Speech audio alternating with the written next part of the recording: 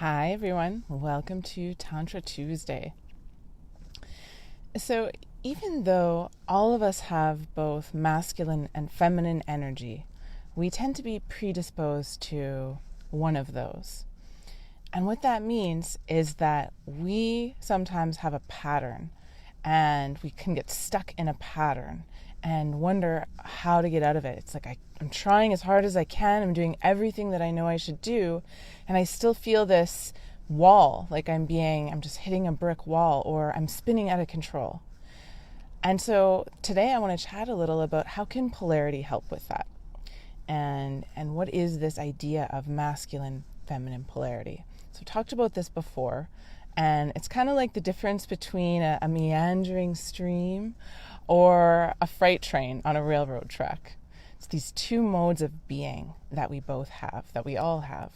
And we really want to be able to access both, but oftentimes it's natural to stay stuck in one.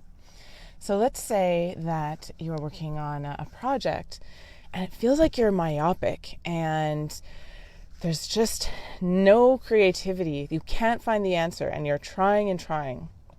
You can stop and ask yourself, am I more in my masculine energy right now or my feminine energy?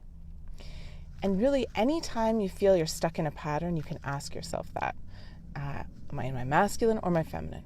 Because once you know that, the little trick is to access the opposite.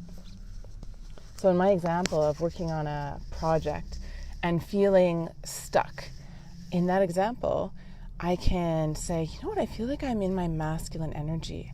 I'm in that very directive, focused, I've made a plan and I'm going to stick to that plan. And if there's any variance from that plan, it stresses me out because I am not aligning myself to flow and to adaptability.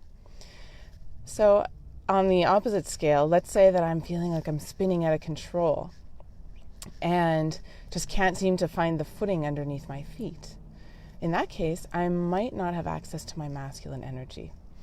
So I'm going to give you a couple super quick tips how to access the energy that you're deficient in.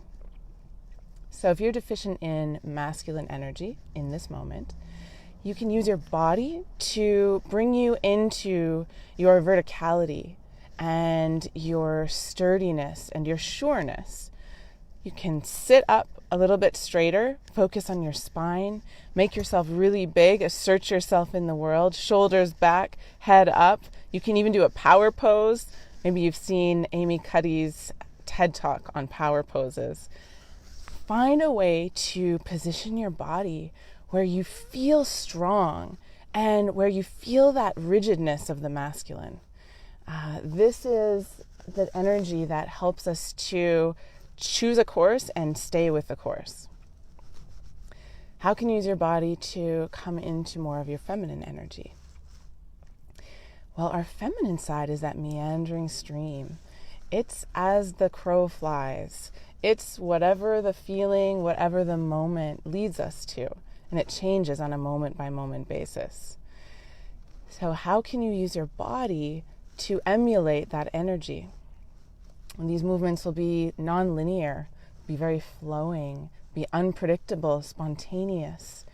So when you're walking down a room, you can walk in a way that connects you to your feminine energy. Maybe your hips will move more. You might even meander a little side to side. You might stop and look at things. Or if you're walking in a masculine way, you'll be a person on a mission. You'll be walking very straight, very efficiently, not wasting any time, no unnecessary movements. Another way is to look at, are my decisions coming from a functional or a fun place? If you're packing for a trip and you're feeling very disconnected with your masculine, that next item you pick up, ask yourself, is this functional? Is this necessary? And if it isn't, then get rid of it. If you're looking to enhance your feminine energy, you probably already are thinking functional. You might be thinking too functional and you're not thinking enough fun. So in that case, you can ask yourself, well, what's something silly? What's something creative that I can bring? Maybe this Hawaiian shirt that my friends make fun of me for? What if I put that in the suitcase? Another thing that you can do is you can practice your planning. So to enhance your masculine, you'll make a plan and stick to the plan no matter what. I know this can be hard for me. I am at a restaurant, I'm looking at the menu, and it's so hard to decide. I want the soup, and yet I want the salad, and the sandwich looks really good too. And I am trying to decide what I feel like. And sometimes this takes a while. If I'm trying to connect with my masculine energy, I can play a little game with myself and set a timer for a minute and commit that at the end of a minute, I'm going to have my choice made. And even if I change my mind, I'm going to stay with that choice. And if I was practicing my feminine side, then I would check in with my feelings and honor them. So my masculine side knows what's healthy for me, knows what I should eat. And if you're very connected to your masculine side, you might have quite a repetitive menu, a diet. You know what are the best things for your body type, for your goals in terms of fitness, so you eat only those. So if you're looking to get more masculine energy, you can lean more towards that side.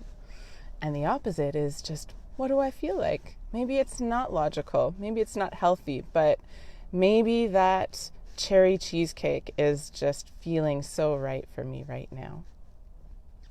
So if you have an awareness of both the masculine and the feminine energy and what to do to access them both, you can use that to help you pull yourself out of a pattern, these repetitive patterns that we get into, and to give us more tools to effectively handle any situation and bring more balance to our lives. All right. Lovely to see you, Tiffany and Cleo. Thank you for being here. And I will be with you next week. Bye for now.